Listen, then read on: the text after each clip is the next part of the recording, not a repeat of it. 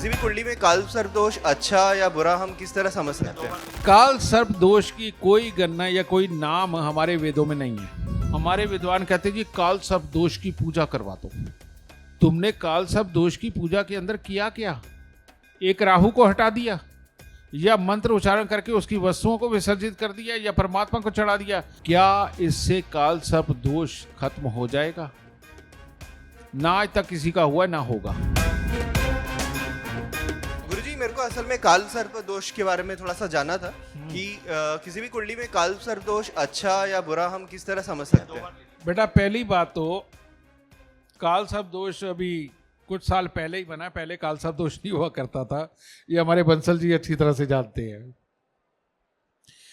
काल सर्प दोष की कोई गणना या कोई नाम हमारे वेदों में नहीं है।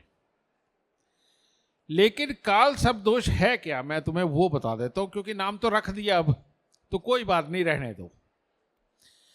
अब बात क्या है,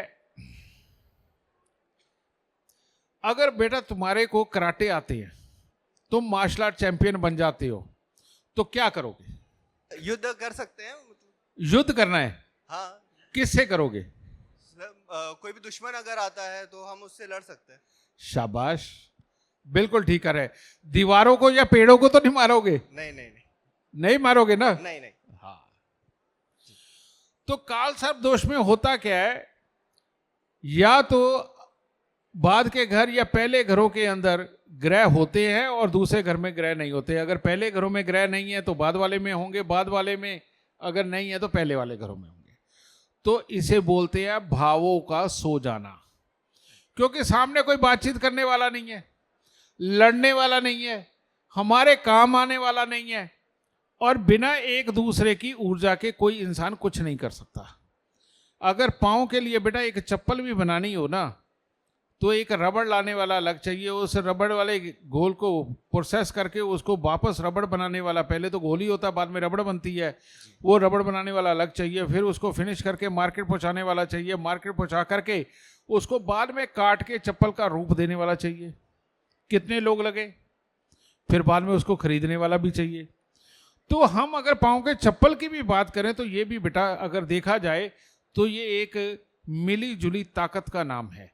इसी प्रकार से हमारे ग्रह जब किसी एक घर में हो दूसरे में ना हो, यानी कि 1 से 6 घरों में हो लेकिन 7 से 12 में ना हो, या 5 से लेकर 9 में हो, ऊपर की तरफ में ग्रह ना हो, या ऊपर में रह जाए 11 पहले और तीसरे में और बाद के घरों में ना हो, यानी कि अगर सामने कोई भी दोस्त या दुश्मन कोई ग्रह नहीं बैठा है और राहु केतु के अंदर आ गए, राहु केतु के अंदर ही सारे ग्रह हैं, तो बेटा एक अदृश्य दीवार बन जाती है जो दूसरी तरफ के जो भाव है, जो खाली है, वहां के गुणों को जागृत नहीं करती। तो अकेला ये आदमी कर क्या लेगा?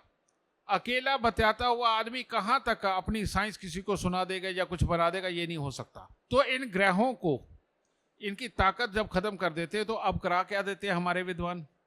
हमारे विद्वान कहते हैं जी काल सर्प दोष की पूजा करवा दो। तुमने काल सर्प दोष की पूजा के अंदर किया क्या? एक राहु को हटा दिया, या मंत्र उच्चारण करके उसकी वस्तुओं को विसर्जित कर दिया, या परमात्मा को चढ़ा दिया? क्या इससे काल सर्प दोष खत्म हो जाएगा? ना आज तक किसी का हुआ, ना होगा। ठीक है, राहु अगर शुभ है, जैसे लता मंगेशकर जी की कुंडली में, अमिताभ बच्चन की कुंडली के अंदर और बहुत बड़े बड़े लोगों की कुंडली के अंदर काल सर्प दोष था, ठीक है, लेकिन ये तो कहीं से कमजोर नहीं रहे। हाँ, दुख पाए इन्होंने। जिसका भी राहु खराब हो गया वो किसी भी घर का अंदर बैठा हुआ उस घर के गुणों को मार देगा, उसके सुखों को तबाह कर देगा।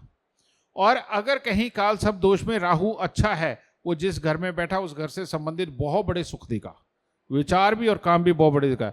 लेकिन पूरी तरह से ये काम नहीं करता। इसको कहते हैं हमें हर चीज मिलेगी लेकिन देर से मिलेगी। कारण ये देर से इसलिए मिलती है क्योंकि हमारे ग्रह पूरे ताकत में है ही नहीं। तो ऐसी अवस्था में लाल किताब के अंदर एक विधि है, भावों को जगाने वाली विधि, भावों को जगाने वाली विधि। अब मान लीजिए आपके दूसरे घर से लेके छठे घर के अंदर कोई ग्रह बैठ के और काल सर्प दोष बन गया छठे घर का और 12वें घर का, तो यह नेचुरली बात है कि या केतु 12वें में होगा या राहु 12वें में होगा। ठीक है, तो ये काल सर्प दोष बन गया। तो अब खाली घर कौन कौन से हुए? 11वां, 10वां, 9वां, 8वां, 7वां, ये घर खाली हो गए। अब ये खाली होने की वजह से पहले घरों में बैठे हुए ग्रह वो जागृत ही नहीं है और वो ताकत के साथ काम कर ही नहीं पा रहे। तो ऐसी अवस्था में सबसे पहले इंसान को क्या चाहिए होता है? काम। तो लाल किताब के अंदर एक विधि गई कि 10वें घर को अगर जगाना है तो 43 दिन 2 मुट्ठी सौंफ किसी सरकारी संस्थान के अंदर रख के आओ, या जहां सरकारी संस्थान के भवन की छाया पड़ रही है वहां उस छाया के अंदर जमीन के अंदर दबा दो। तो इससे मैंने आज तक ज्यादा नहीं हजारों लोगों का भला किया है इस काल सर्प दोष में। इससे काम जागता, काम आने लगता है। फिर 9वां घर, अगर मान लो दूसरे घर के अंदर कोई ग्रह बैठे हुए, 9वें घर के अंदर 10वें घर के अंदर कोई ग्रह नहीं है, तो दूसरे घर के ग्रह भी बेकार है। तो ऐसी अवस्था में दूसरे घर के ग्रहों का फल लेने के लिए अब हमें क्या करना पड़ेगा? हर रोज अपनी नाभि, जुबान और माथे पर केसर का तिलक लगाना पड़ेगा। तो ये काल सर्प दोष टूट जाएगा है? फिर इसके बाद में मान लीजिए दूसरे घर के अंदर बृहस्पति बैठा है, वो बिल्कुल बेकार होता है अगर 8वें घर में कोई ग्रह ना हो। तो हम ऐसे में क्या करते हैं? हर साल तांबे का 1 पैसा लेके शमशान घाट में गिरवा देते हैं 8 दिन तक लगातार। उससे यह बृहस्पति जाग जाता है, दूसरे घर का बृहस्पति फल देने लगता है, काल सर्प योग टूट गया। और अगर मान लीजिए तीसरे घर में कोई ग्रह बैठ के या 5वें घर में कोई ग्रह बैठ के बिल्कुल बेकार हो रहे हैं, तो हम क्या करते हैं? मंदिर के अंदर तो जाना है ही, जो 9वें 11वें और दूसरे घर के लिए देखा जाता है, लेकिन जो आपका कमाई वाला गल्ला है, तिजोरी है बेटा, ये होती है जन्म कुंडली का 11वां घर।